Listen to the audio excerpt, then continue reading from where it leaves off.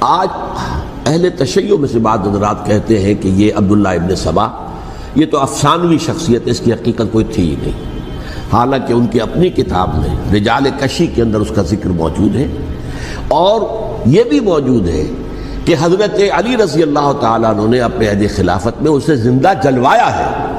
اس کی وجہ کیا تھی؟ یہ آیا مدینے کے اندر اسلام کا لبادہ اوڑھ کر اس نے چند عقیدوں کی اشاعت شروع کی۔ سب سے پہلے حضرت علی تو خدا ہیں، گاڈ انکارنیٹ، اوتار کا تصور، جیسے ہندوؤں میں ہے رام چندر جی خدا کا اوتار، اور عیسائیت میں بھی پہلے گاڈ انکارنیٹ کا تصور تھا کہ حضرت مسیح خدا کا اوتار ہے، انکارنیشن آف گاڈ۔ تو اس نے کہا کہ حضرت علی تو خدا کا اوتار ہے، خدا ہے۔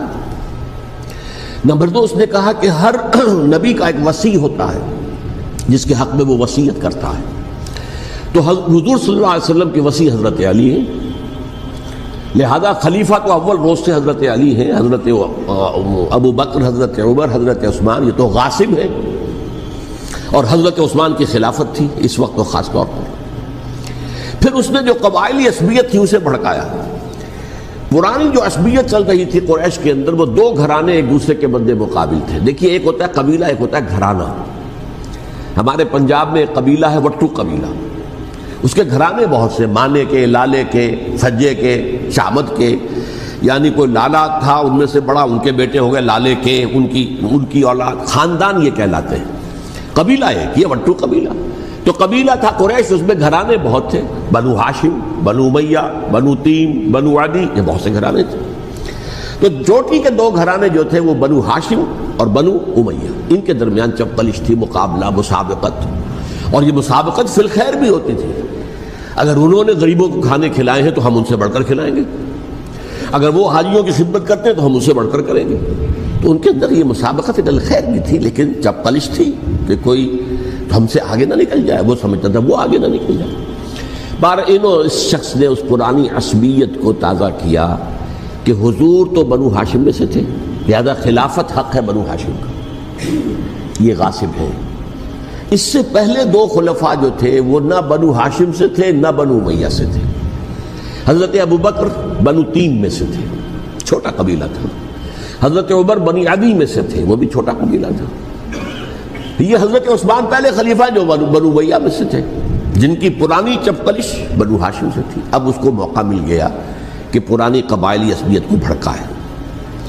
یہ ہے اصل میں اس فتنے کا پس منظر عبداللہ ابن سبا نے جو آ کر پھیلایا ہے، اور اس کی تفصیل میں اس وقت میں نہیں جا سکتا، کیسے یہ فتنہ پروان چڑھا، کیا انہوں نے اسٹریٹجی اختیار کی، کہ یہ کیا کرتے تھے، گروہ بنا کر بھیجتے تھے لوگوں کو، کوفے میں جاؤ تو وہاں پر دمشق کے گورنر کے خلاف اور مصر کے گورنر کے خلاف الزامات لگاؤ، اس نے یہ کیا، وہ غبن کر گیا، وہ یہ کر گیا، وہ خیانت کر رہا ہے، وہ رشتہ داروں کو پال رہا ہے، اور عثمان کے خلاف بھی تقریریں کرو رضی اللہ تعالیٰ عنہ۔ دمشق میں جاؤ تو کوفے کے گورنر کے خلاف، کیونکہ دمشق کے گورنر کے خلاف بات کرو گے تو لوگوں کو معلوم ہوگا کہ یہ جھوٹ بول رہے ہیں، لیکن یہ کہ وہاں تو تم بات کرو کوفے کے گورنر کے خلاف اور مصر کے گورنر کے خلاف اور حضرت عثمان کے خلاف۔ مصر میں جاؤ تو بات کرو کوفے کے اور شام کے گورنر کے خلاف اور حضرت عثمان کے خلاف۔ یہ انہوں نے ایسا اٹھایا، اور اس زمانے میں آپ کو معلوم ہے ذرائع رسل و رسائل تھے نہیں، نہ اس فتنے کی پتہ چل سکا جب تک کہ وہ فتنہ جو ہے پوری طرح برگو بار لا کر تراور درخت نہیں بن گیا۔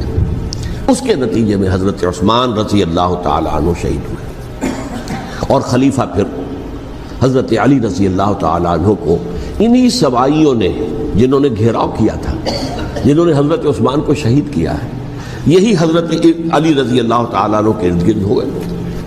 اور حضرت علی رضی اللہ تعالیٰ عنہ بھی نہیں چاہتے تھے خلافت کی بیعت لینا، لیکن آخر کیا کرتے؟ کیا وہ امت کو بغیر خلیفہ کی چھوڑ دیتے؟ حضرت زبیر سے کہا گیا، انہوں نے نہیں مانا، رد کر دی بات۔ حضرت طلحہ سے کہا گیا، انہوں نے نہیں مانا، حضرت علی سے کہا گیا، اب عشرہ مبشرہ میں سے یہی تو تھے نا، لہذا انہوں نے تسلیم کر لیا، خلافت ہو گئی۔ لیکن اس کے بعد جو خانہ جنگی ہوئی ہے، اس خانہ جنگی کے نتیجے میں نوٹ کر لیجئے کہ 1,00,000 کے قریب مسلمان ایک دوسرے کی تلواروں اور نیزوں اور برچھیوں اور تیروں سے ختم ہو گئے، ہلاک ہو گئے۔ یہ ہماری تاریخ کا تاریک ترین باب ہے، 5 سال 4.5 سال حضرت علی کی خلافت کے اور 6 مہینے حضرت حسن کی خلافت کے رضی اللہ تعالی عنہ۔ اس سے کیا ہوا کہ ایک طرف تو اسلام کی جو توسیع ہو رہی تھی، تھمتا نہ تھا کسی سے سیل رواں ہمارا، وہ سیلاب رک گیا، انٹرنل سیبوٹاج ہو گئی نا، اب تو اندر ہی آپس ہی میں اگر دست و گریبان ہو گئے تو باہر اب کیا توسیع کرتے ہیں، وہ توسیع کا عمل رک گیا۔ اور یوں سمجھیے کہ جیسے ٹرک اگر کبھی چل رہا ہو، بھرا ہوا ہو، لوڈڈ، اور وہ چڑھائی چڑھ رہا ہو، تو اگر کہیں موشن ٹوٹ جائے، ٹرک کو رکنا پڑے، تو ڈرائیور کے جان پر بن جاتی، اس لیے کہ اس کو دوبارہ سٹارٹ کرنا، اور جبکہ وہ چڑھائی پر ہے، انکلائن پر ہے، آسان کام نہیں ہوتا، خطرہ ہوتا ہے وہ پیچھے جو ہے وہ نہ جائے۔ اور پہاڑی علاقوں میں آپ کو معلوم ہے ذرا پیچھے چلے جانے کا مطلب جو ہے بہت خطرناک جو ہے نتیجہ نکل سکتا ہے۔ بہرحال حضرت علی رضی اللہ تعالیٰ عنہ نے اپنے خلافت میں ایک کام یہ کیا، اب اس کی کیا مصلحتیں تھیں یہ تو انہی کے علم میں ہوگا، ہم قیاس کر سکتے ہیں اور میں اس طرف میں نہیں جانا چاہتا۔ ابھی تک خلافت کا مرکز تھا مدینہ منورہ، حضرت ابوبکر، حضرت عمر، حضرت عثمان، وہیں جہاں حضور صلی اللہ علیہ وسلم رہے تھے اور جہاں پر کہ حضور مدفون تھے۔ لیکن حضرت علی نے اپنا مرکز جو ہے وہ کوفہ بنا دیا۔ اچھا، اس کی ایک ظاہری وجہ یہ سمجھ میں آتی ہے کہ اسلام کا جو پھیلاؤ ہو گیا تھا، وہ سلطنت اتنی وسیع ہو گئی تھی کہ مدینہ منورہ بہت جنوب میں اور بڑے صحرا کو عبور کر کے جانا ہوتا تھا۔ کوفہ جبکہ ایسی مقام پر تھا کہ جہاں سے مشرقی راستہ جا رہا ہے ایران کو، عراق کے اندر تو ہے وہ شہر کوفہ، اور پھر ایران اور خراسان اور ہندوستان کو راستہ جا رہا ہے، وہیں سے شمال کی طرف جا رہا ہے، شام کی طرف اور ترکی کی طرف، اور وہاں سے پھر یہ کہ مغربی افریقہ کو بھی کنٹرول کرنا، جو شمالی افریقہ کو، وہ بھی آسان تھا۔ بہرحال حضرت علی نے کوفہ کو اپنا مرکز بنایا، اور نتیجہ یہ ہوا کہ سبائیوں کا بھی مرکز وہی بن گیا، چونکہ انہوں نے اپنے آپ کو گردا گرد رکھا حضرت علی کے رضی اللہ تعالیٰ عنہ۔ اب ظاہر بات ہے کسی پرٹیکولر پرسن کے خلاف تو کوئی مقدمہ موجود تھا نہیں، بلکہ جب جنگ جمل ہو رہی تھی، ابھی جنگ نہیں ہوئی تھی، حضرت عائشہ، حضرت طلحہ، حضرت زبیر وہ لے کر آئے تھے ایک لشکر اس مطالبے کے لیے کہ حضرت عثمان کے قاتلوں کو سزا دی جائے، قصاص لیا جائے۔ حضرت علی رضی اللہ تعالیٰ عنہ سے گفت و شنید ہو رہی تھی، حضرت علی جو ہے اس پر آمادہ ہو گئے کہ ٹھیک ہے، میں جو بھی قاتلین عثمان ہیں ان کو گرفتار کر کے سزا دوں گا۔ عین اسی وقت کوفے کی مسجد کے اندر جو ہے 10,000 کا مجمع کھڑا ہو گیا، ہم سب قاتل عثمان ہیں، لو ہم سے بدلہ کہاں سے لوگے؟ اور انہوں نے کیا کیا، جاتے ہی جنگ چھیڑ دی، اور جب چھڑ جائے تو یا مرو یا مارو، اس کے علاوہ تو کوئی چارہ کار ہوتا ہی نہیں۔ ایک رات میں 10,000 مسلمان شہید ہوئے، جن میں 2 عشرہ مبشرہ میں سے حضرت زبیر اور حضرت طلحہ رضی اللہ تعالیٰ عنہ۔ تو یہ صورت تھی، سبائیوں نے گھیراؤ کیا حضرت علی کا رضی اللہ تعالیٰ۔ حضرت معاویہ دعوے دار نہیں تھے خلافت کے، قطعاً نہیں، ان کا صرف ایک دعویٰ تھا، اور وہ یہ تھا کہ عثمان کے قاتلوں کو گرفتار کرو، یا خود سزا دو یا ہمارے حوالے کرو، ہم اس سے قصاص لیں گے۔ اس لیے کہ قبیلہ بنو امیہ کا تھا، اور حضرت ابی معاویہ بنو امیہ میں سے، تو ایک خاندانی طور پر جو ہے ہم قصاص لیں گے ان سے جنہوں نے قتل کیا ہے حضرت عثمان کو۔ لیکن یہاں ظاہر بات ہے کہ حضرت علی رضی اللہ تعالیٰ عنہ کی طرف سے مطالبہ یہ ہوتا تھا، تم پہلے میری بیعت کرو، میرے ہاتھ مضبوط کرو تاکہ میں ان کے خلاف کوئی اقدام کر سکوں۔ لیکن انہیں یہ اندازہ تھا کہ اگر میں نے بیعت کی تو ظاہر بات ہے کہ حضرت علی تک پہنچنے سے پہلے مجھے گردن بڑھا دیں گے یہ لوگ، اس لیے کہ سبائی جو ہے وہ آپ کو گھیرے ہوئے۔ بہرحال ایک عجیب الجھاؤ، ایک ڈائلیما تھا جس کی وجہ سے یہ جنگ چلتی رہی، اور حضرت علی رضی اللہ تعالیٰ عنہ کو انہی کے شیعان علی ہی کے اندر سے وہ جماعت علیحدہ ہوئی تھی جس کو ہم خوارج کے نام سے جانتے ہیں، اور ایک خارجی ملجم ابن ملجم ہی نے حضرت علی کو شہید کیا رضی اللہ تعالیٰ عنہ۔ پھر حضرت حسن رضی اللہ تعالیٰ عنہ، اب دیکھیے کس قدر صحیح بات تھی جو حضرت علی رضی اللہ تعالیٰ عنہ نے فرمائی جب ان سے کہا گیا کہ کیا ہم آپ کے بیٹے حسن کے ہاتھ پر بیعت کر لیں رضی اللہ تعالیٰ عنہ۔ فرمایا نہ میں تمہیں اس کا حکم دیتا ہوں نہ میں اس سے روکتا ہوں، یہ تمہارا معاملہ ہے، امرہم شورا بینہم، تم اپنے باہمی مشورے سے جو فیصلہ کرو گے ٹھیک ہے، میں نہ حکم دیتا ہوں نہ روکتا ہوں۔ اس کا کیا مطلب ہے؟ باپ کے بعد بیٹے کی خلافت ہرگز حرام نہیں ہے، ورنہ کہتے کیسے ہو سکتا ہے میرا بیٹا؟ نہیں، یہ نہیں کہا۔ حضرت عمر سے بھی کہا گیا تھا کہ اپنے بیٹے کو نامزد کر دیں، عبداللہ ابن عمر کو، تو انہوں نے جواب میں کیا کہا؟ اسے تو طلاق دینی بھی نہیں آتی. انہوں نے اپنی کسی زوجہ کو طلاق دی تھی اور اس میں جو صحیح ترین طریقہ ہے وہ اختیار نہیں کیا تھا. انہیں طلاق دینے تک نہیں آتی تو میں اسے خلیفہ بنا لوں. یہ نہیں کہا تھا کہ باپ کے بعد بیٹا خلیفہ نہیں ہو سکتا، یہ تو نہیں تھا، کہیں حرام نہیں ہے، نہ کتاب و سنت میں، نہ کوئی حدیث ہے، نہ کہیں قرآن مجید میں. تو حضرت علی نے بھی فرمایا رضی اللہ تعالیٰ، نہ میں روکتا ہوں نہ حکم دیتا ہوں، یہ تمہارا اپنا معاملہ ہے. بہرحال حضرت حسن رضی اللہ تعالیٰ عنہ نے حضرت امیر معاویہ سے صلح کر لی، خلافت ان کے سپرد کر دی. دیکھیے میں حضرت ابوبکر، حضرت عمر، حضرت عثمان، حضرت علی کے ساتھ حضرت حسن کے دور خلافت کو بھی خلافت راشدہ میں سے سمجھتا ہوں.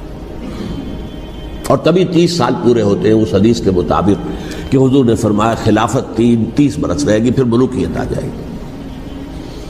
تو حضرت حسن کا بہت بڑا کارنامہ یہ ہے کہ اس خانہ جنگی کا دروازہ بند کر دیا. اور یہ پیشن گوئی تھی حضور کی صلی اللہ علیہ وسلم حضرت حسن کو، جب بچے تھے حضور کے انتقال سے پہلے، میرا یہ بیٹا مسلمانوں کے 2 گروہوں میں صلح کرائے گا.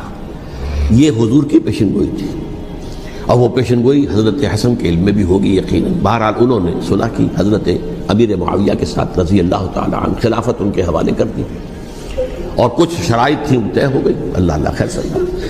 حضور کی تو یہ پیشن گوئی جو ہے صحیح ثابت ہوئی کہ میرا یہ بیٹا مسلمانوں کے 2 بڑے گروہوں کے درمیان صلح کرا دے گا. اور سبائیوں نے انہیں تانے دیے، یا عار المومنین، اے مومنوں کے لیے موجب عار، موجب شرم تم نے بزدلی دکھائی ہے، تم نے امیر معاویہ کو خلیفہ تسلیم کر لیا، تم نے بزدلی دکھائی. معاذ اللہ ثم معاذ اللہ ثم معاذ اللہ. اب میں کچھ باتیں حضرت امیر معاویہ کے بارے میں کہنا چاہتا ہوں، اس لیے کہ وہاں اس میں نے حضرت معاویہ کے بارے میں یہ تو بہت شدت کے ساتھ کہا تھا، اور میں اب بھی اس پر قائم ہوں اور پوری طریقے سے قائم ہوں. میرا مستقل موقف یہی ہے کہ حضرت معاویہ رضی اللہ تعالیٰ عنہ کے دور خلافت کو ہم خلافت راشدہ میں شامل نہیں سمجھتے، اہل سنت میں سے کوئی بھی نہیں سمجھتا. لیکن اس کے ساتھ میں نے حضرت امیر معاویہ کے کچھ مناقب بھی بیان کیے تھے تاکہ پلڑا جو ہے ترازو کا اس کے دونوں پلڑے سامنے آ جائیں. لیکن یہ کہ وہ حصہ میرے اس بیان کا نکال دیا گیا، ختم کر دیا گیا. یہ میں نہیں جانتا کہ اس میں کیا مصلحت دیکھی گئی ہے. اس میں تو کسی کے لیے کوئی معاملہ ایسا نہیں تھا کسی کے جذبات کو جو ہے وہ ٹھیس پہنچانے والا. کیونکہ میں نے کہا وہ خلیفہ راشد نہیں تھے، صاف میں نے کہا، بلکہ وہ دور ملوکیت کا آغاز ان سے ہو گیا ہے. بلکہ جب ایک صاحب نے یہ کہا کہ کربلا کے بعد سے دور ملوکیت آ رہی تھی، تو میں نے کہا نہیں جناب، دور ملوکیت تو 20 سال پہلے پوری ہو چکی تھی، شروع ہو چکی تھی. حضرت امیر معاویہ کے بھی 20 سال جو ہے وہ دور ملوکیت میں شمار ہوتے. انہیں کسری العرب بھی کہا گیا، عرب کے کسریٰ جو شہنشاہ ایران کا خطاب تھا، حضرت معاویہ رضی اللہ تعالیٰ عنہ کو کسری العرب کہا گیا، عرب کا کسریٰ یہ. لیکن دوسری طرف یہ ہے کہ وہ صحابی رسول ہیں رضی اللہ تعالیٰ، حضور کے برادر نسبتی بھی ہیں، حضور کے سالے ہیں. ان کی ہمشیرہ ام حبیبہ حضور کی زوجہ محترمہ ہیں، ام المومنین ہیں، ام حبیبہ رضی اللہ تعالیٰ عنہ. پھر کس قدر معتمد علیہ تھے حضور کے کہ کاتبان وحی میں شامل تھے. وحی کی کتابت کرنے والے چند لوگ تھے جنہیں کہ حضور کہتے تھے کہ اب یہ آیت لکھ لو. ان میں سے ایک امیر معاویہ بھی رضی اللہ تعالیٰ. تو بڑے توازن کی ضرورت ہے. دیکھیے صحابہ کرام کا جہاں تک تعلق ہے، اہل سنت کا موقف یہ ہے کہ صحابہ تو کلہم عدول، صحابہ سب کے سب نیک نیت ہیں، اور ان کی روایت جو ہے قبول کی جائے گی، رد نہیں کی جائے گی، ان پر کوئی جرح و تعدیل نہیں ہوگی. اس لیے کہ ان کا تزکیہ محمد الرسول اللہ صلی اللہ علیہ وسلم نے کیا تھا. لہذا یہ تو ہو سکتا ہے کہ کسی صحابی سے کوئی خطا ہو جائے، لیکن وہ خطا اجتہادی ہوگی، نیت کی خطا نہیں ہوگی، نیت کی غلطی نہیں ہوگی. اگر کسی صحابی کی نیت پر حملہ کیا جائے تو یہ اصل میں طعن ہے، حملہ ہے حضور پر کہ وہ تربیت دے نہیں سکے اپنے ساتھیوں کو. معاذ اللہ ثم معاذ اللہ ثم معاذ اللہ، وہ تزکیہ کر ہی نہیں سکے. 3 جگہ جو قرآن میں آیا ہے یتلو علیہم آیاتہ ویزکیہم، تو کیا تزکیہ کیا؟ اگر ان کے قریب ترین ساتھی جو تھے، اگر ان کے اندر بھی بدنیتی تھی اور دنیا کی طلب تھی اور دنیا کے اندر اقتدار حاصل کرنے کا جذبہ تھا، تو پھر کیا تزکیہ کیا؟ معاذ اللہ ثم معاذ اللہ. لہذا صحابہ سب کے سب عدول ہیں، اور ان سے اختلاف ممکن ہے، لیکن ان کی نیت پر حملہ نہیں ہو سکتا. تو حضرت امیر معاویہ کی شخصیت ایک چیز ہے، آپ کا دور خلافت دوسری چیز ہے۔ شخصیت کے اعتبار سے صحابی رسول ہیں، برادر نسبتی ہیں حضور کے صلی اللہ علیہ وسلم، اور پھر یہ کہ اس قدر معتمد علیہ ہے صحابہ میں سے کہ وہ کاتبان وحی، یہ عام آدمی کے کرنے کا کام نہیں تھا جو وحی کی کتابت کرے، اللہ کے کلام کی۔ البتہ یہ ہے کہ جیسا کہ میں نے عرض کیا، ان کا دور خلافت راشدہ نہیں ہے، وہ ملوکیت کا دور ہے۔ یہ میں نے جیسا کہ عرض کیا، میں نے ایک صاحب نے جب یہ کہا کہ ملوکیت شروع ہو رہی تھی، میں نے کہا شروع نہیں ہو رہی تھی، ملوکیت تو 20 سال پہلے شروع ہو چکی تھی۔ اسی طریقے سے ایک صاحب نے کہا تھا کہ اسلام کو قائم کرنے کے لیے حضرت حسین میدان میں آئے، میں نے کہا یہ بھی غلط ہے، اسلام تو 60 سال پہلے قائم ہو چکا تھا، نبی اکرم صلی اللہ علیہ وسلم کے دست مبارک سے اسلام قائم ہو گیا، جاء الحق وزهق الباطل ان الباطل کان زهوقا، پھر 30 برس تک وہ کامل شکل کے اندر قائم رہا۔ تو اسلام جو ہے وہ جو ہے در حقیقت اب قائم کرنے والی بات نہیں تھی، البتہ اس کے اندر زوال شروع ہو گیا تھا، اس زوال کے عمل کو روکنے کے لیے حضرت حسین میدان میں آئے۔ یہ ایک چیز کو صحیح تاریخی پرسپیکٹو میں رکھنا، تو جس طرح سے دین کو قائم کرنے کے لیے دیکھیے قائم تو کیا محمد رسول اللہ صلی اللہ علیہ وسلم والذین معہ رضی اللہ تعالی عنہ، انہوں نے کیا تھا۔ ہاں اب جو ہے وہ اپنی اس شاندار حیثیت سے نیچے گرنے لگا تھا، وہ میں بعد میں عرض کروں گا کہ میں نے اسے کیا عرض کیا تھا کہ یہ اس زوال کو روکنے کے لیے کسی طریقے سے یہ اپنی اصل حقیقت میں قائم رہے، یہ حضرت حسین رضی اللہ تعالیٰ عنہ کے سعی تھے۔ اچھا، حضرت امیر معاویہ کے جو 20 سال ہیں وہ پورے امن، سکون، اطمینان، کوئی جھگڑا، کوئی فساد، کوئی اختلاف، کوئی باہمی فانت جنگی، کچھ نہیں، 20 سال۔ یہ بھی تاریخ کی بڑی چشم کشا حقیقت ہے جو عام طور پر لوگوں کے علم میں نہیں ہے۔ سبائی بھی دبکے رہے، حضرت امیر معاویہ کی حکومت اتنی مضبوط تھی، کنٹرول، کہ ان کو کچھ سر اٹھانے کا موقع نہیں ملا۔ موجود تھے، دبکے رہے، جیسا کہ میں نے کہا ریولوشن کے آخری مرحلے پر آ کر جو مخالفین ہیں وہ دب جاتے ہیں کہ پھر دیکھیں گے موقع ملے گا تو پھر لیں گے ان سے حساب کتاب۔ 20 سال رہے ہیں پورے امن کے، 10 سال کے بعد یعنی درمیان میں ہے حضرت امیر معاویہ کا عہد خلافت۔ ایک صحابی جو کہ بزرگ صحابہ میں سے ہیں، مغیرہ ابن شعبہ رضی اللہ تعالی عنہ، وہ آتے ہیں اور وہ کہتے ہیں کہ دیکھیے امیر المومنین، کتنی بڑی خانہ جنگی رہی تھی مسلمانوں کی آپس میں، اور اب بھی اگر آپ کسی کو نامزد کیے بغیر چھوڑ گئے امت کو تو پھر خانہ جنگی ہو جائے۔ 1 لاکھ اس وقت جو ہے وہ ہلاک ہوئے تھے، نہ معلوم اب کتنے ہلاک، لہٰذا آپ اپنی زندگی ہی میں نامزد کر دیجئے کسی کو خلیفہ، ولی عہد بنا دیجئے۔ حضرت امیر معاویہ نے ابتداءً جو ہے انکار کیا نہیں، لیکن ان کے دلائل ایسے تھے وزنی، اور میں سمجھتا ہوں کہ وہ بات صحیح تھی جو مغیرہ ابن شعبہ نے کہی، اس لیے کہ اب صحابہ کرام میں سے جو کبار صحابہ تھے وہ تو سب دنیا سے رخصت ہو چکے تھے، اب تو یا صغار صحابہ رہ گئے تھے جو حضور کے زمانے میں بچے تھے، حضرت حسن، حضرت حسین، عبداللہ ابن زبیر، یہ بچے تھے نا، یا تو وہ تھے، اور یا بالکل نو مسلم تھے، اور نو مسلموں میں بڑی تعداد وہ تھی جو ایرانیوں کی تھی، شامیوں کی تھی، ادھر کی تھی، تو ان کو تو ظاہر بات ہے کہ تربیت نبوی سے کیا خلافت راشدہ سے بھی اکثر و بیشتر کو کوئی حصہ ملا ہی نہیں۔ تو اس صورت میں اب وہ اعلیٰ ترین معیار پر حکومت کے نظام کو قائم کرنا ممکن نہیں ہے۔ کوئی قبائلی عصبیت جب تک حکومت کی پشت پر نہیں ہوگی، حکومت مستحکم نہیں ہوگی۔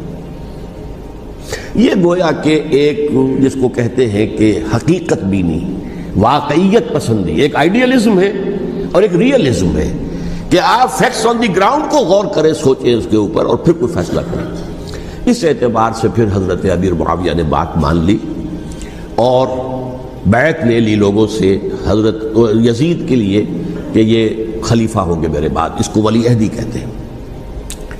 اچھا، اس وقت 5 افراد ایسے تھے کہ جنہوں نے اس سے اختلاف کیا، یہ بات بہت اہم ہے۔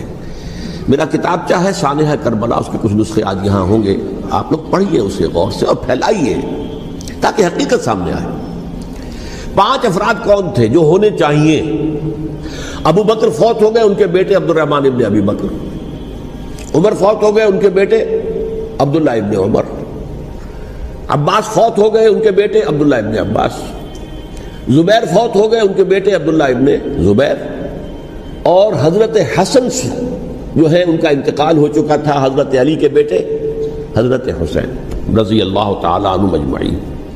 حضرت حسن کے بارے میں ایک فریق کا کہنا یہ ہے کہ انہیں زہر دے کر ہلاک کیا گیا، اہل تشیع کا قول یہ ہے، جبکہ اہل سنت کہتے ہیں کہ نہیں، وہ اپنی جو بھی طبی موت تھی اس سے ان کے وفات۔ لیکن میں اس میں نہیں جانا چاہتا، اس لیے کہ یہ مائکرو ہسٹری جو ہے نا، وہ تو ایک ایک واقعے کے لیے ادھر کی روایات کیا ہیں، ادھر کی کیا ہیں، ان کے پاس کیا دلائل، ان کے پاس، یہ تو کسی ریسرچ اسکالر کا موضوع ہے، میرا موضوع نہیں ہے۔ لیکن بہرحال یہ 5 حضرات تھے جنہوں نے ولی عہدی کی بیعت نہیں کی، لیکن حضرت معاویہ اتنے حلیم الطبع انسان تھے، انہوں نے جبر نہیں کیا، کوئی تشدد نہیں کیا۔ ٹھیک ہے، ولی عہدی کی بیعت نہیں کر رہے، کوئی بات نہیں، میری بیعت تو کی ہوئی ہے نا، ابھی تو میں زندہ ہوں، بات ختم ہو گئی، میری بیعت کو تو نہیں توڑا انہوں نے، فسخ بیعت نہیں کی۔ اس اعتبار سے انہوں نے نہ کوئی تشدد کیا، نہ جبر کیا، نہ کوئی مواخذہ کیا۔ لیکن جب امیر معاویہ کا انتقال ہو گیا، اب ولی عہدی کی بجائے وہ اب خلافت کی بیعت ہوئی، سب لوگوں نے بیعت کر لی۔ ان 5 میں سے ایک فوت ہو چکے تھے، حضرت عبد الرحمن ابن ابی بکر فوت ہو چکے رضی اللہ تعالی، 4 تھے، ان 4 میں ایک اختلاف ہوا۔ 2 کی رائے یہ تھی، عبداللہ ابن عمر، عبداللہ ابن عباس، کہ اگرچہ یہ کام غلط ہوا ہے، اسلام کی روح کے منافی ہوا ہے، یہ بادشاہت کی بنیاد پڑ رہی ہے، لیکن یہ بات ایسی نہیں ہے کہ اس کی بنا پر ہم خانہ جنگی شروع کروا دیں، امت کے اندر خون خرابہ کروائیں، فساد کروائیں، لہذا انہوں نے بیعت کر لی۔ اب کوئی اگر یہ کہے معاذ اللہ کہ وہ بک گئے تھے یزید کے ہاتھوں، معاذ اللہ ثم معاذ اللہ، وہی بات آپ اختلاف کر سکتے ہیں کہ انہیں نہیں کرنی چاہیے تھی، یہ کوئی رائے رکھے، مجھے اختلاف نہیں، لیکن ان کی نیت پر حملہ کریں گے تو حملہ محمد رسول اللہ پر ہوگا صلی اللہ علیہ وسلم۔ عبداللہ ابن عمر کون ہیں؟ کتنی حدیثیں ان سے جو ہے وہ منقول ہیں۔ عبداللہ ابن عباس کون ہیں؟ جنہیں حضور نے جو ہے جن کے لیے دعا کی تھی، اے اللہ فقہہ فی الدین وعلمہ التاویل، اے اللہ اس نوجوان کو دین کا فہم عطا کر اور قرآن کی تعویل اور تفسیر کا علم عطا کر، حبر الامہ کہلاتے ہیں۔ وہ کہیں پیسوں اور ٹکوں کے عوض بک جانے والے نہیں تھے، انہوں نے امت کی مصلحت دیکھی، نیت جو ہے اس پر حملہ نہ کیجئے، البتہ اختلاف کا حق آپ کو حاصل ہے۔ 2 حضرات جو ہے ڈٹے رہے کہ نہیں، ہمیں کم وقت میں ریزسٹ کرنا ہے۔ عبداللہ ابن زبیر عمر کے اعتبار سے وہ بڑے ہیں، مسلمانوں میں سب سے پہلے ولادت مدینے میں جا کر جو ہوئی ہے وہ عبداللہ ابن زبیر کی ہوئی ہے۔ ہجرت کر کے جب مہاجرین وہاں پہنچے، کچھ عرصے تک کسی کے ہاں کوئی اولاد نہیں ہوئی، تو لوگوں نے تانے دینے شروع کر دیے کہ معلوم ہوتا ہے کہ یہاں آ کر یہ مکے کے رہنے والے جو ہیں کمزور ہو گئے ہیں، ان کے ہاں اولاد ہی نہیں ہو رہی۔ پھر عبداللہ ابن زبیر کی ولادت ہوئی ہے، یہ حضرت ابو بکر کے نواسے ہیں، حضور کی زوجہ محترمہ حضرت عائشہ کی بہن، حضرت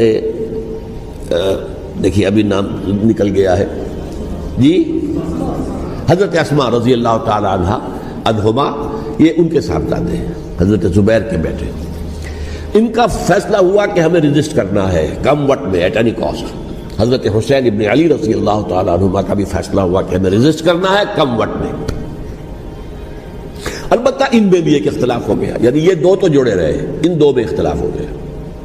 عبداللہ ابن زبیر کا کہنا یہ تھا کہ ہمیں حجاز میں رہنا چاہیے، یہ سرزمین ہے جس میں نبوت کی برکات سب سے زیادہ ہیں، یہاں ہم مضبوط قلعے کے اندر ہیں، ہمیں یہاں سے جو ہے رجسٹ کرنا چاہیے اور ختم کرنا چاہیے اس نظام کے اندر جو خرابی آ گئی ہے اس کو۔ حضرت حسین رضی اللہ تعالیٰ عنہ کے پاس خطوط کا تانتا بنا ہوا تھا، کوفے سے لوگ خط لکھ رہے تھے، آئیے آئیے آئیے، ہم آپ کے ہاتھ پر بیعت کریں گے، ہم آپ کے ہاتھ پر بیعت کریں گے، ہم آپ کے ہاتھ پر بیعت کریں گے۔ یہی وہ کوفہ جو حضرت علی کا دارالخلافہ رہا تھا اور جو پھر سبائیت کا گڑھ بن گیا تھا۔ چنانچہ حضرت حسین نے حضرت مسلم بن عقیل کو بھیجا وہاں پر کہ میرے نمائندے کی حیثیت سے جا کر وہاں پر بیعت لو۔ 10-12 ہزار افراد نے بیعت کر لی، لیکن اس کے بعد یزید کی طرف سے گورنر بنا کے بھیجا گیا ابن زیاد کو۔ ابن زیاد نے آ کر جو تشدد کیا اور سختی کی تو سب کے سب بیعت توڑ کر اور سب منحرف ہو گئے۔ مخلصین تو وہ تھے نہیں، الکوفی لایوفی، کوفی جو ہے وہ تو کوئی وعدہ وفا کرنے والا ہوتا ہی نہیں، بیعت توڑ دی، فمن نقص فإنما ينقص على نفسه، بیعت کے بعد بیعت توڑ دینا بہت بڑا گناہ ہے، توڑ دیا۔ ادھر اطلاع مل گئی حضرت حسین کو، چل چکے تھے وہ، راستے میں تھے کہ وہاں تو مسلم بن عقیل شہید ہو گئے اور سب لوگوں نے بیعت توڑ دی۔ اب واپس جانا چاہتے تھے لیکن مسلم بن عقیل کے بیٹے جو ہے اڑ گئے۔ یہ عرب کی اپنی ایک جو ہے پرانی ان کی حمیت اور ان کا قبائلی نظام کہ اب ہم اپنے والد کے خون کا قصاص لیے بغیر نہیں جائیں گے۔ حضرت حسین رضی اللہ تعالیٰ عنہ کی مروت اور شرافت، یہ میرا ساتھ دینے کے لیے آئے تھے، اب میں ان کا ساتھ نہ دوں تو یہ تو شرافت اور مروت کے خلاف ہے۔ کہا اچھا چلو چلتے۔ وہاں جا کر بھی عین اپنے میدان کے اندر بھی حضرت حسین رضی اللہ تعالیٰ عنہ نے 3 چیزیں پیش کی ان کوفیوں کے لشکر کے خلاف۔ سب سے بڑا لشکر کے اندر سب سے بڑے تو کوفی تھے جنہوں نے بیعتیں کی ہوئی تھی حضرت حسین کے ساتھ۔ دیکھو مجھے جانے دو واپس حجاز کی طرف، یا مجھے سرحدوں پر بھیج دو تاکہ میں کافروں کے ساتھ جنگ کرتے ہوئے اپنی جان دے دوں، یا مجھے یزید کے پاس جانے دو، میں اپنا معاملہ اس سے طے کر لوں۔ لیکن کوفیوں کو یہ گوارا نہیں تھا۔ اگر یہ یزید کے پاس پہنچ گئے تو ہمارا کچا چٹھا بیان کر دیں گے کہ مجھے تو ان لوگوں نے برگلا کر بلایا تھا۔ اس لیے کہ دیکھیے حضرت امیر معاویہ کے 20 سالوں کے دوران میں بتا چکا ہوں، ان کی حکومت اتنی مستحکم تھی کہ اس کے خلاف کوئی فتنہ اٹھانا ممکن نہیں تھا۔ اب چونکہ ایک چینج اوور ہوا تھا، اور چینج اوور میں آپ کو معلوم ہوتا ہے کہ ایک جس کو کہتے ہیں every thing is in the melting پاٹ، ابھی تو یہ درمیان کے اندر معاملہ ہے، تو انہیں موقع ملا، سر اٹھایا حضرت حسین رضی اللہ تعالیٰ عنہ کو، جو خطوط لکھے جس کے کہ تھیلے کے تھیلے اور بوریوں کی بوریاں بھری ہوئی حضرت حسین کے ساتھ تھی، وہ کہا کہ آئیے ہم آپ سے بیعت کریں گے۔ انہوں نے نہیں مانا، اور اصل میں حضرت حسین کے قاتل وہ کوفی ہیں، وہ بزدل، وہ منافق، جنہوں نے بیعت کر کے بیعت توڑی۔ اور اب وہ آ گئے کہ اگر یہ حسین رضی اللہ تعالیٰ عنہ بچ کر کہیں یزید کے پاس پہنچ گئے تو پھر ہمارا کچا چٹھا جو ہے وہ سامنے آ جائے گا اور ہماری پھر شامت آ جائے گی۔ لہذا انہوں نے قتل کیا حضرت حسین کو رضی اللہ تعالیٰ۔ ایک بات جو علامہ ڈاکٹر قلب صادق نے فرمائی، اور مجھے میرے علم میں یہ بات پہلے نہیں تھی، وہ یہ کہ حضرت حسین کے قتل کا فتویٰ ایک بہت بڑے مفتی نے دیا تھا۔ یہ بات بھی ذرا سمجھ لیجیے، حضرت حسین رضی اللہ تعالیٰ عنہ کے قتل کا فتویٰ ایک بہت بڑے مفتی نے دیا تھا۔ کیوں دیا تھا؟ اس لیے کہ حضور کی احادیث موجود ہیں کہ جب ایک شخص کی ایک خلیفہ کی بیعت ہو جائے تو دوسرا اگر کھڑا ہو تو اسے قتل کر دو، کھلی حدیث۔ اسی لیے ایک بہت بڑے مفسر بھی ہیں، فقیہ بھی ہیں، قاضی ابن العربی رحمۃ اللہ علیہ، ایک ابن عربی ہیں الف لام کے بغیر، ابن عربی، وہ بہت بڑے صوفی ہیں، فلسفی ہیں، اندلس کے ہیں۔ یہ قاضی ابن العربی ہیں جنہوں نے قرآن کی ایک تفسیر لکھی ہے اس اعتبار سے کہ صرف ان آیات کی تفسیر جن سے کہ فقہی احکام جو ہے ان کا استنباط ہوتا ہے۔ یہ 2 تفسیریں اس طور سے لکھی گئی ہیں قرآن مجید کی، احکام القرآن ان کا نام ہے دونوں کا، جن میں سے ایک جو ہے قاضی ابن العربی کی ہے۔ ان کا ایک جملہ نقل ہوتا ہے، قتل الحسین بسیف جدہ، حسین قتل ہو گئے اپنے ہی نانا کی تلوار سے۔ وہ تلوار کیا تھی؟ جب کسی کی بیعت ہو چکی ہو پھر کوئی کھڑا ہو مدعی خلافت، قتل کر دو۔ میرے نزدیک حضرت حسین مدعی خلافت نہیں تھے، یہ بات اس وقت سامنے لوگوں کے نہیں آئی، بلکہ حکومت نے یہ باور کرا دیا کہ یہ تو باغی ہے، یہ مدعی ہے خلافت کے۔ انہوں نے تو دعویٰ نہیں کیا خلافت کا، وہ تو صرف اس عمل کو روکنے کے لیے میدان میں آئے تھے۔ اور اس بات کو اچھی طرح سمجھ لیجئے کہ اس وقت تک یہ جو تصور آج ہمارے پاس ہے کہ ریاست علیحدہ ہے، حکومت علیحدہ ہے، state of Pakistan, we are loyal to the state of Pakistan, ہم ریاست پاکستان کے وفادار ہیں، گورنمنٹ آف پاکستان کے وفادار نہیں ہیں۔ We are not loyal to the government. Government تو کبھی بے نظیر کی تھی، ہم اس کے خلاف تحریک چلا رہے تھے، یا کبھی کسی اور کی تھی اس کے خلاف تحریک چل رہی ہے، یا کبھی ضیاء الحق کی تھی اس کے خلاف تحریک چل رہی ہے۔ گورنمنٹ کو بدلنا تو عوام کا حق ہے، آج، اس وقت نہیں تھا۔ اس وقت ریاست اور حکومت کا کوئی فرق نہیں تھا۔ لہذا جو حکومت سے اختلاف کرے گویا کہ باغی ہے۔ یہ ہے اصل میں وہ پیچیدہ مسئلہ کہ کیوں کسی مفتی نے فتویٰ دے دیا؟ اس لیے کہ اس وقت تک ریاست اور حکومت کا فرق واضح نہیں تھا دنیا پر۔ یہ تو ابھی کوئی 100-150 سال کی بات ہے کہ آج ہمارا جو پولیٹیکل سائنس کا ایولیوشن ہوا ہے وہ اس اسٹیج تک پہنچ گیا ہے کہ اسٹیٹ علیحدہ ہے، حکومت علیحدہ ہے۔ حکومت تو اسٹیٹ کے 3 آرگنز میں سے ایک آرگن ہے۔ ایڈمنسٹریشن حکومت کی ہے، جوڈیشری ہے اور لیجسلیچر ہے، 3 آرگنز ہیں بڑے بڑے، ان میں سے ایک ہے۔ تو حکومت کو بدلنا تو عوام کا حق ہے، چاہے وہ ووٹ کے ذریعے بدلیں چاہے ایجیٹیشن، اگر پرامن ایجیٹیشن ہے اس سے حکومت کو بدلنے کا حق حاصل ہے دستوری طور پر ہر اعتبار سے۔ اس وقت یہ نہیں تھا، لہذا صورتحال یہ بن گئی کہ حکومت وقت نے باور کرا دیا مسلمانوں کو، ورنہ سوچئے نواسہ رسول کو قتل کرنا کوئی آسان کام تھا؟ آخر سب کلمہ گو تھے کہ نہیں تھے؟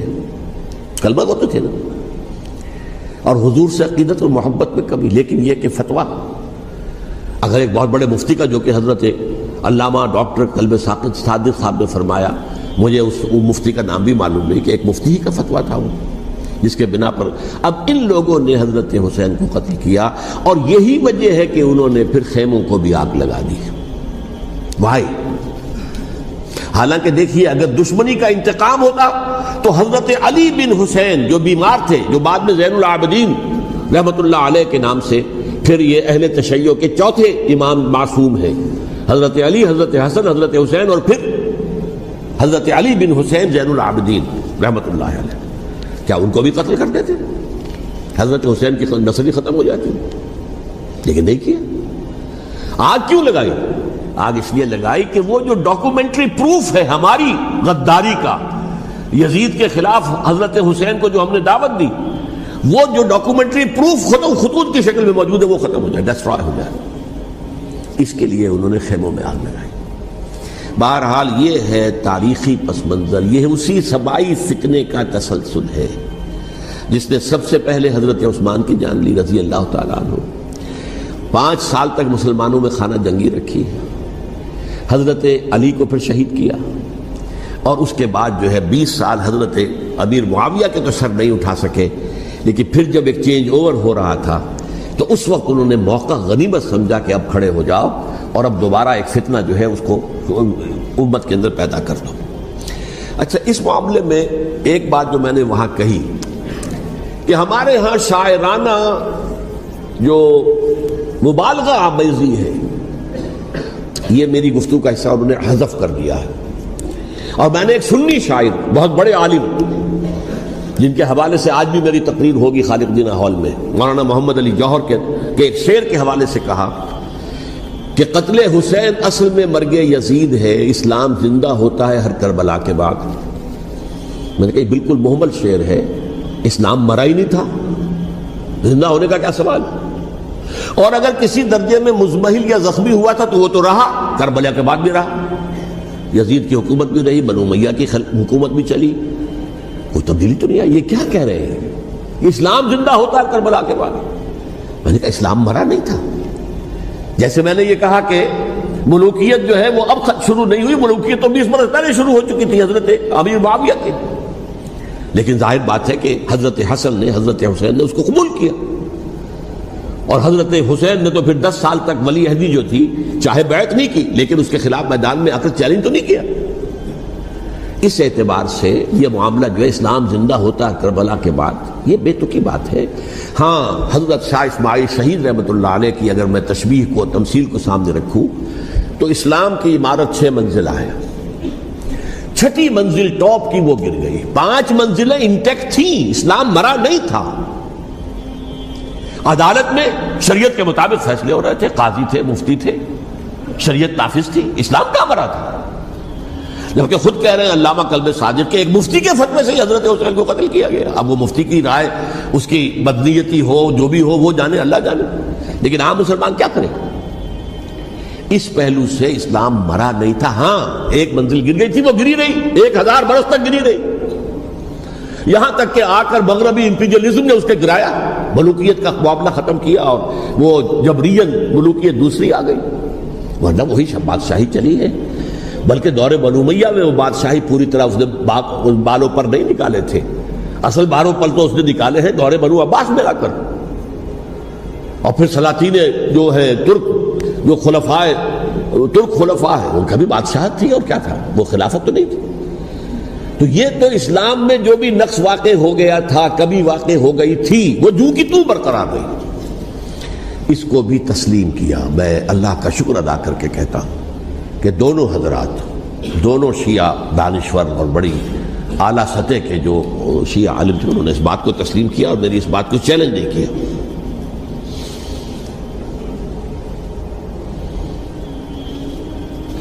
اصل میں تیسری بات میں نے یہ کہی کہ دیکھیے حضرت حسین رضی اللہ تعالی عنہ کی اس شہادت کے بعد،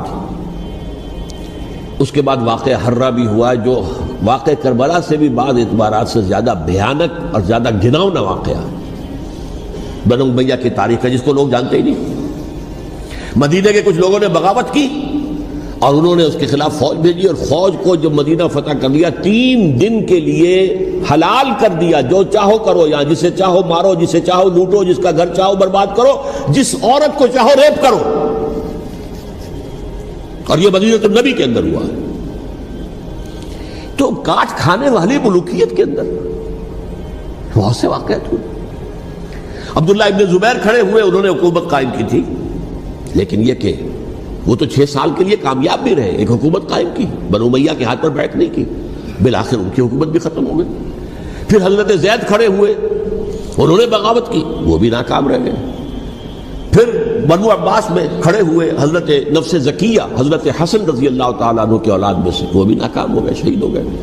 پھر یہ سمجھ لیا گیا کہ اب یہ جہاں تک 6ٹھی منزل ہے وہ تو دوبارہ تعمیر نہیں ہو سکتی، یہ تو جس کی لاٹھی اس کی بھینس، جس کے پاس طاقت ہوگی اس کی حکومت ہوگی، جس کا قبیلہ زیادہ قوی ہوگا، جس قبیلے میں زیادہ عصبیت ہوگی، مضبوط ہوگا، متحد ہوگا، طاقتور ہوگا، اسی کی حکومت ہوگی۔ البتہ اس کے نیچے لوگوں کے اخلاق کی اصلاح کرو۔ صوفیاء کرام نے وہ کام اپنے ذمے لیا، اور بالکل وہی کام ہے کہ جو ائمہ اہل بیت کرتے رہے۔ حضرت حسن کی اولاد میں پھر حضرت علی بن حسین رضی اللہ تعالی، حضرت حسین کی اولاد میں پھر امام محمد باقر، امام محمد جعفر صادق، اور اس کے بعد بھی 5 اور، کسی نے بغاوت نہیں کی۔ جیسے علماء کرام کام کر رہے تھے اور جیسے صوفیاء کرام کام کر رہے تھے، ایسے ہی وہ مسلمانوں کی علمی تربیت، روحانی تربیت و تزکیہ کر رہے تھے، کسی نے حکومت کو چیلنج نہیں کیا۔ نوٹ کر لیجیے اس بات کو۔ حضرت علی نے بھی چیلنج نہیں کیا تھا، حضرت حسن نے چیلنج نہیں کیا، خود صلح کر لی۔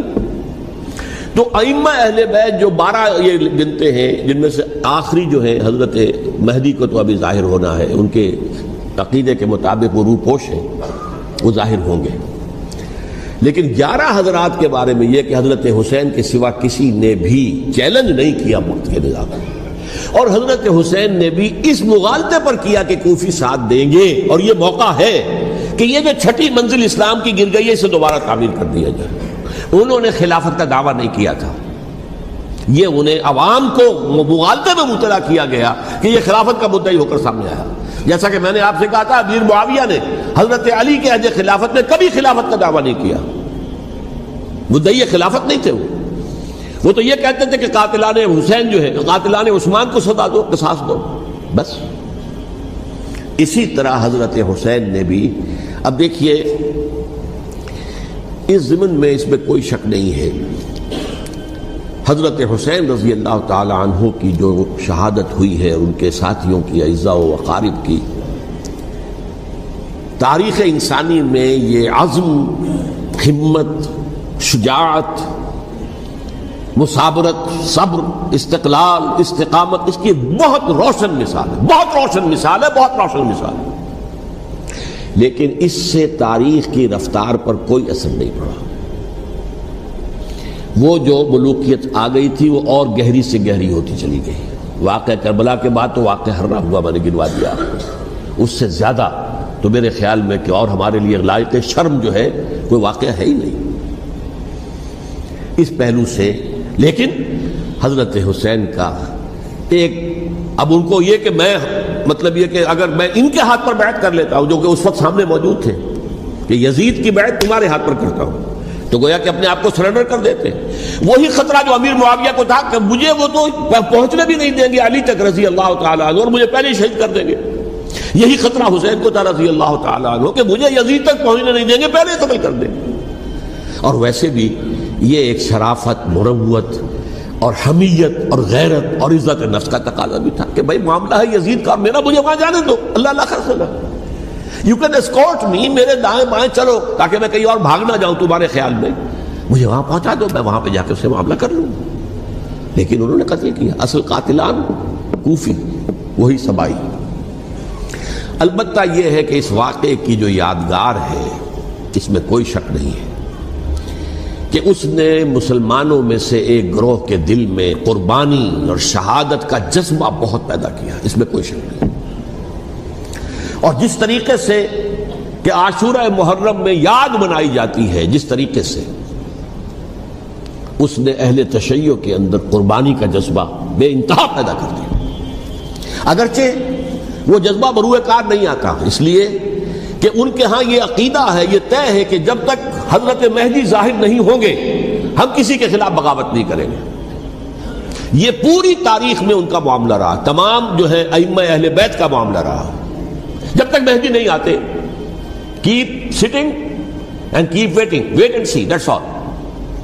یہ تو خمینی صاحب نے کیا ہے، آیت اللہ خمینی صاحب نے، کہ انہوں نے یہ ایران کے شیعوں کو باور کرایا کہ بھائی جب آئیں گے حضرت مہدی آ جائیں گے، لیکن ہم اب ہاتھ پر ہاتھ رکھ کر بیٹھے رہیں، باطل کو چیلنج بھی نہ کریں.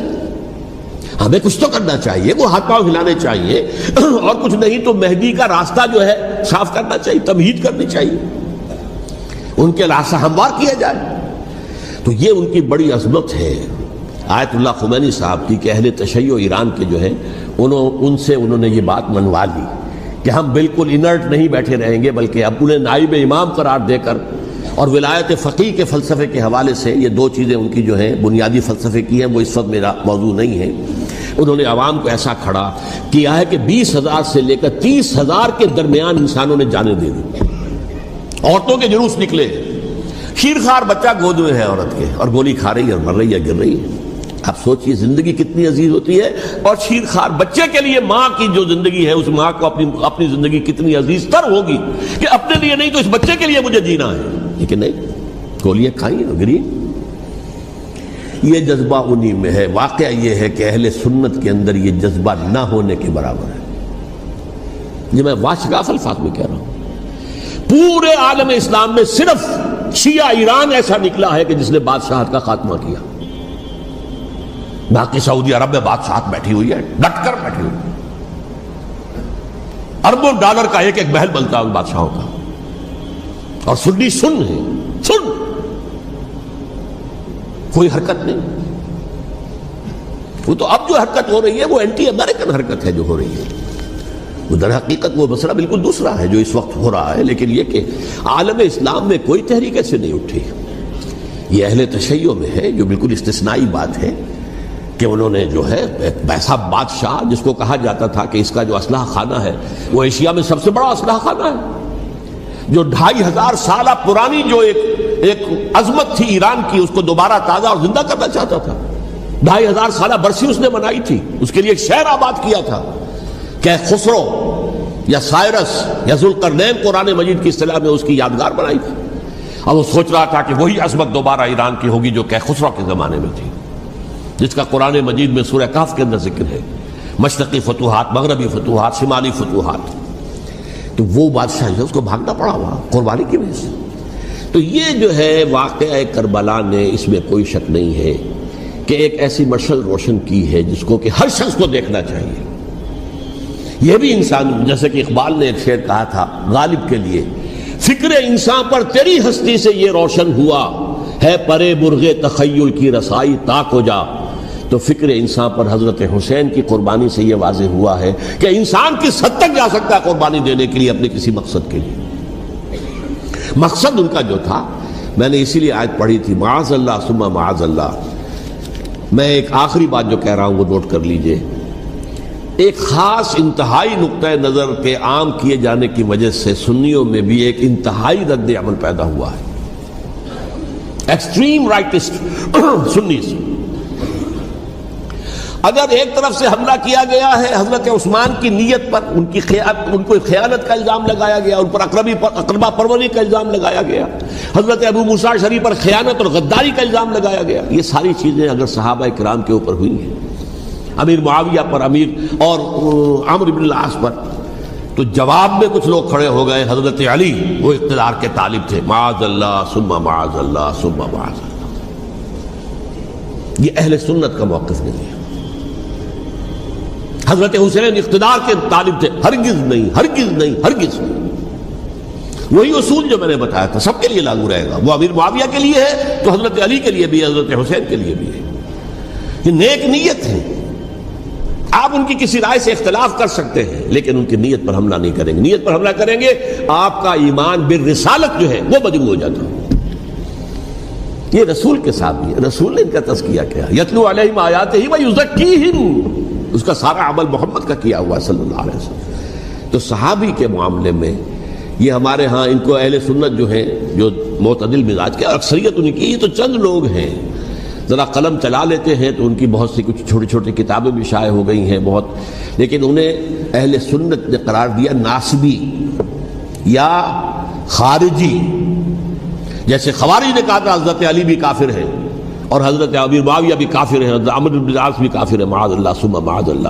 ایسے ہی کچھ لوگ حضرت حسین پر بھی الزام لگاتے ہیں کہ اقتدار کی ہوس اور طلب کے اندر انہوں نے یہ سارا سفر کیا تھا اور بس یہ ہے کہ وہ جو بازی تھی وہ ہار گئے. اللہ اللہ صلی اللہ، اس سے آگے کیا ہے معاملہ؟ نہیں، معاذ اللہ ثم معاذ اللہ. اسی لیے میں نے آیت آج جو پڑھی تھی ایک اور جو بہت بظاہر آپ کو معلوم ہوئی ہوگی، غیر متعلق ہے میرے آج کے عنوان سے.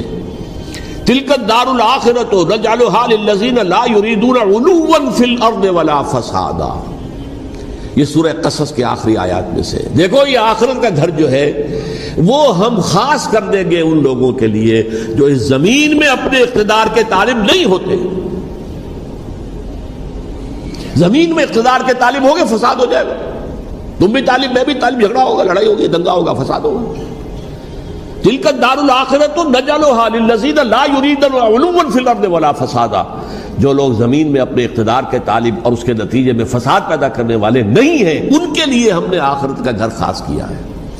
والعاقبۃ للمتقین، اور عاقبت جو ہے، انجام کار، آخرت جو ہے وہ تو متقیوں کے لیے ہے.